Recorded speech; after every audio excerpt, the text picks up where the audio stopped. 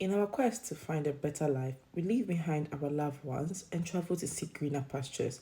In the quest to do so, we are met with countless challenges, some of which I write down in my diary. You tend to miss out on a lot of events and also become a victim of extortion from friends and families. Depression hits you amongst other challenges. The fear of failure makes you work harder, but the end will take care of the immigrants. I decided to share these challenges we face on my channel to show others they are not alone. So, dear readers, I present to you Diaries of an Immigrant. Hey guys, welcome to my YouTube channel. It's your girl, Miss Twinkling. So today I have here my good friend, Rhoda, and she's also having a YouTube channel. I'll allow her to say and introduce herself. What's your YouTube channel? Okay, so my YouTube channel is Rhoda Jude. That's the name of my YouTube channel, Rhoda Jude. I'm gonna put it in the description box and also link it in this video for you to check her out and subscribe and then give them massive support. You know, girls want to be a YouTuber. So yeah, today we went out obviously, and then as you've seen us glammed up, we went out, and then our discussion in town, we decided that we talked about the fact that we've moved from your home country. She's from Nigeria, I'm Ghanaian, and you've moved from Ghana, you've moved from Nigeria or wherever you're watching this vlog from, and you've come to a different country. It could be UK, US, name them. And I feel like this place is not your home until you've gotten your whole citizenship thing. You are also an immigrant. So this thing, I'm going to title it Diaries of an Immigrant. That's what's going to be my caption actually. And I'm going to actually talk about this as time goes on. I'll bring people to share their views and opinions. And I'm going to start out with this, my friend, because she's highly opinionated. We don't see eye to eye. So you're crazy. We don't see eye to eye. So I feel like she's the best person to actually like share her views, and then when time goes on, we'll see what other people think about. Yeah. A friend at the background who is also making noise. So if you see us dancing at the back, it's her. She also joined this table, but she's not dressed up. So yeah, she's out. Anyway, so like back to what I'm saying. We have not already settled yet. We've not settled. We are still trying to find our footing here in the UK. But then this thing happened when I went home last year, and I realized that after leaving home, obviously I've been here 3 years now. Yeah, three years, yeah. Yeah. In October, yeah, Charlie, 3 years. It feels like we've lived there for 100 years. Anyway, when I went back home, the same friends that I used to have that rapport with, I realized that it wasn't like that anymore. Everybody feels like, oh, we have it in our language that bugger. Like, yeah, I don't know, like people from the diaspora are called bugger. So you've come back and then you are going to go back, like go back to the UK. Mind you, UK is not my home. We are faced with racism. We are faced with people reporting people. Like in our workplace, it's crazy. But we coming back home thinking you feel welcomed, you are not totally feeling like that. You feel like your friends are having this thing where they feel you've changed, even at the back of your mind, whereas you've not actually changed. Like they think because you are sounding some way, which is actually going to happen, because if I move from one particular country to another particular country, I'm obviously going to trade in that country. Yeah. There's going to be some culture. I used to be late for events. You know, I remember when I first came, we have a friend that we call, I'll actually say his name here, nobody knows, bipolar. He used to like say, oh, let's meet. He would say, let's meet for a drink. And the Ghana time in me, which I'm so used to going to, if somebody says 2 o'clock, I'll show up 3 o'clock. I used to do that. Yeah. And he used to get so mad. And I didn't see anything wrong with it. One time he was like, go back home. Like, go back home. And then I had to unlearn those habits where like Ghana time is for my people in Africa. And this place, when somebody says 2 o'clock, it's actually 2 o'clock. So if I have that attitude and I go back home, I cannot automatically reset and go back to Ghana time. So people seeing all this will be like, oh, Priscilla, you've changed, or oh, you're no longer the person that you are.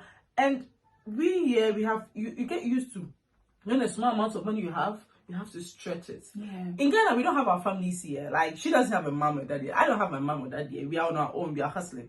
So it's an issue where any little thing, you have to stretch it. But Ghana, you have your family. So even if you go broke, your mom will provide for you. Yeah. So then you have all this where you now learn budgeting, and she's like that. Yeah. And then she doesn't feel welcome. And then you are home and you don't, like, there's this inner feeling. You've not gone back home. And I feel like when you go back home, you get what I'm saying. But there's this inner feeling that you have like, nah, I don't belong here anymore. Like, this is not my place. But in the UK, it's not my place. Like, it is crazy as an immigrant. So like, so far, yeah, based on what I've said, what's your opinion? Actually, I agree with you, but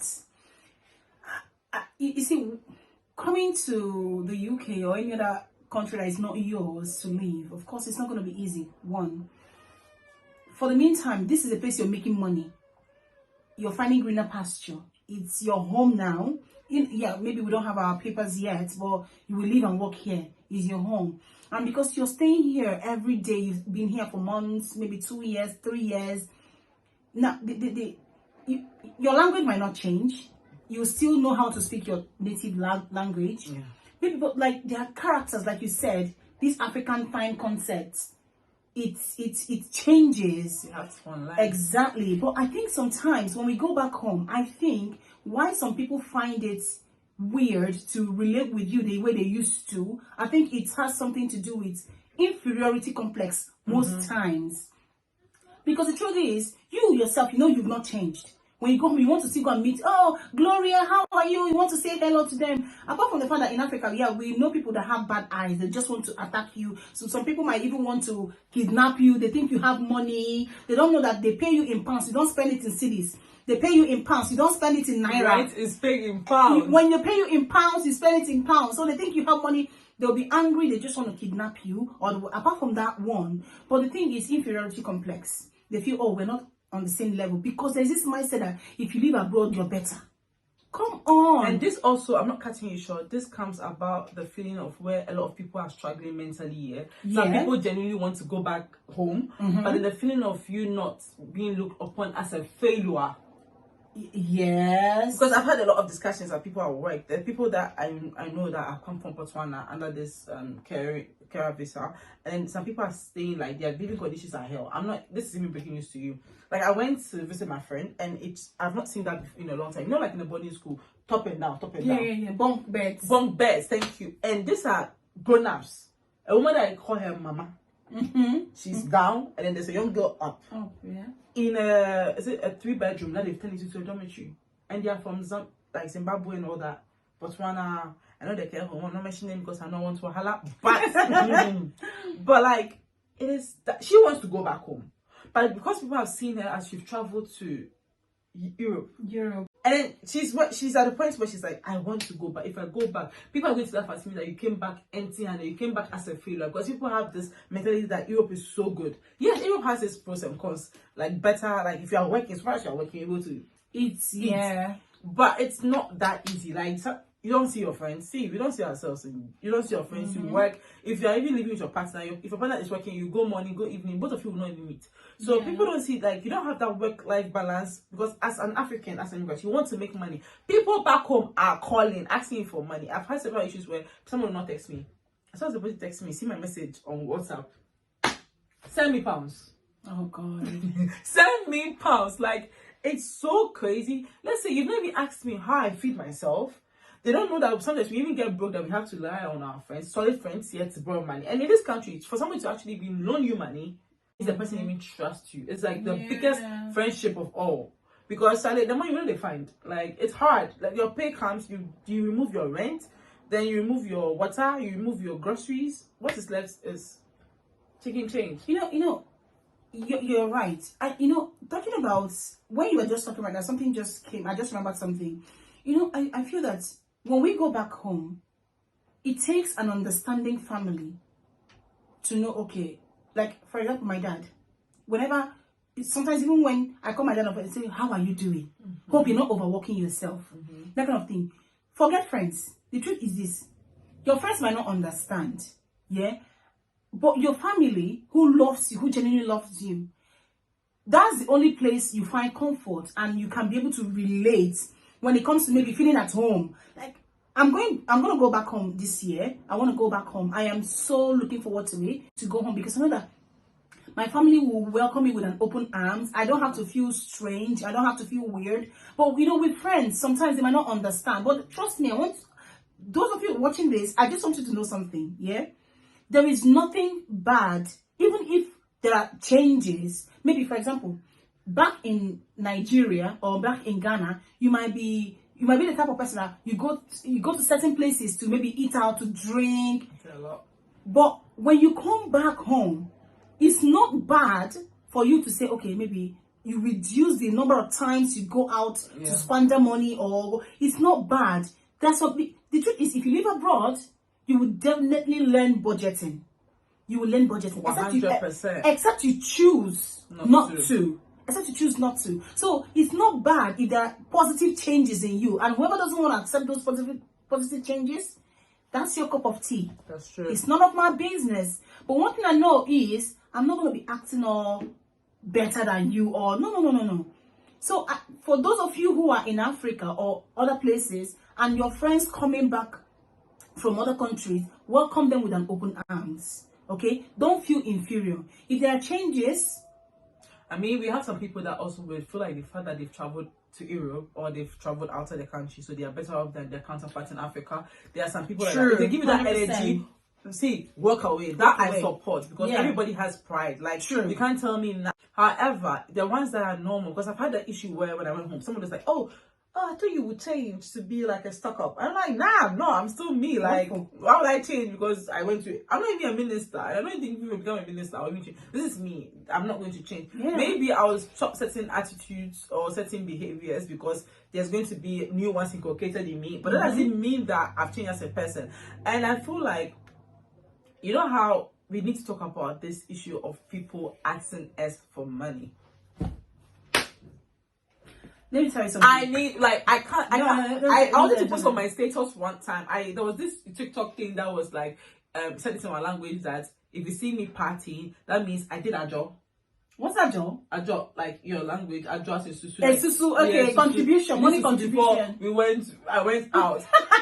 This is me telling you, but watching my channel. I know you call my friends. See, don't ask me for money because me, I even need money. As it be for my hair. See, our hair, the cheapest one is like £100. Bring it into our currency in Ghana and see how much it is. See, girl, I agree with you 100%. For money, there are people who ask for money unnecessarily. There are unnecessary demands. You're not supposed to ask us for money. Who are we asking for money? Who are we? I get you. Who are giving us money? Who they give us money? Yeah. See, the thing is, you see, for me, yeah, one thing I can never, ever stop doing, I will never stop, is monthly money to my parents. Not that my parents are going to die of hunger if I don't give them money. Yeah. No. But there is this thing about eating the fruit of your labor. What did the Bible say? Whatever you sow, you will reap. So my parents have sown. They've sown. Is it sowed or sown? They've sown. Like whatever it is. I'm not. They've actually planted hard work. They need to repeat. Listen, whether I give my parents or not, they will not die of hunger. Not that they have money, but the little things they are doing for themselves, they will eat. But I make it a mandatory thing that every month I send my parents money. Oh God, this one, they talk 2 times, so that is the truth. They talk 2 times. I will send my parents money. If my siblings need money for anything that I know is genuine and reasonable, I will send you money. But one thing I don't like is if a stranger, a friend or someone asks you for money, and you tell the person, unfortunately, I don't have money. Take it. I don't have money. Because the thing is, you don't know what the person is doing here. You don't know how the person is surviving. The person owe you no duty, no obligation to give you money. And there are some people too that if you give them small money, they say, is it just this thing? Did it work for me? And the worst ones are the ones that they don't talk to you for years, and as soon as you go out and you post something on your status, they become your friends. This is how they start, like joke. Oh, your money come, or your money come. Oh, send me some pounds. Say, oh, I'm serious, so send me pounds. Like, you don't check up on me. You don't know if I'm dead or alive. Out of nowhere, send me pounds. Like, what did you work into people's pockets? And it has to stop, because normally, sometimes not everybody has a supportive background at home. Yeah. So people are actually struggling at home. True. So you have to pay. You have your siblings to like fend for. You have your family. You even have your own personal goals. Have you asked yourself? So if you ask a friend and a friend that is not able to come true for you, Pico, it's not bad. Just relax. Like, see, it's hard. We are all struggling. And look at the lives that they live on their status out there. They are rather living life. If I tell you when it's snow here, right now we are getting towards summer, so it's not that bad. But I remember December, I nearly slept on icy snow. And when I came back, somebody had texted me, so you won't send me just £30. Do you know how much £30 is? It's my 3 hours work. You want to come and collect. And you're saying just. And I walk into snow. This is like jump ocean, swim fishes. Honestly, and you know the people thing here, with the kind of work we do, whether it's snowing, whether it's raining, you have to because you're an essential worker. You have to show up. You've got to show up. Whether you work in the office, whether you work in the care sector. Listen, so far on that rota, you're supposed to appear on that day. You will have to work. Because the thing is here you can decide to call in sick, but how long will you call in sick? For how long will you call in sick? You've got to show up. You've got to show up. You've got to show up. And the same money, this comes to last point before, we'll talk about this more, but this is what I was going to say, that you have to save that money because now home is a luxury. I'm saying home is a luxury because flight tickets. You need to save money for flights. And you cannot even go to Africa bare hands. You can't try that. Your suitcase, you have to fill. You have to fill from your great grandfather, great ancestors, your friend, your ex-boyfriend, everybody. You have to put their stuff in the suitcase. So for you to back to Ghana or Nigeria or wherever you are traveling back, your home is, you have to save. So home is a luxury to we that we are, like we the immigrants. True. That's why you have people that they've stayed abroad for like 4, 5 years, 7 years, 10 years. They do not go back home because they have to save. They know that as soon as they step foot, somebody's asking you for money. Somebody's telling you that you need back to the money issue. So you have to make sure that you have enough in your pocket and you have to work overtime. This is we having to work as immigrants. You work more than like normal. Sometimes you have no work like balance. Save money. You need to work. See, is this month for me personally? Is this month that I have not worked so hard? This month I told myself I'm gonna relax. And I had my guy was just laughing. I was like, "What happened?" And they've changed. I'm like, "It's not because I am exhausted. I was speaking all the overtime because I'm saving money to come back home." For other people, not my mom. That if it was my mom, I'm not even pissed. If it was my brother, I'm not pissed. Let's go back to what you said. But for other people, because I know that I cannot go home, at least one suitcase has to have sweets, has to have rubbish for people. So home is a luxury to we immigrants. And I feel like people have to be educated. And I also don't blame people back home because I feel like people here have created this perception for people back home that here is all rosy.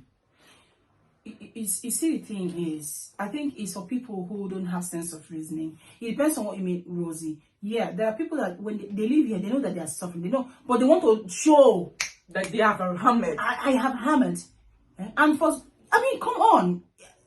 What are you trying to prove? You don't have it, you don't have it. There is no shame in saying it. Yeah. The way they are suffering at home, they are still suffering here too. Okay?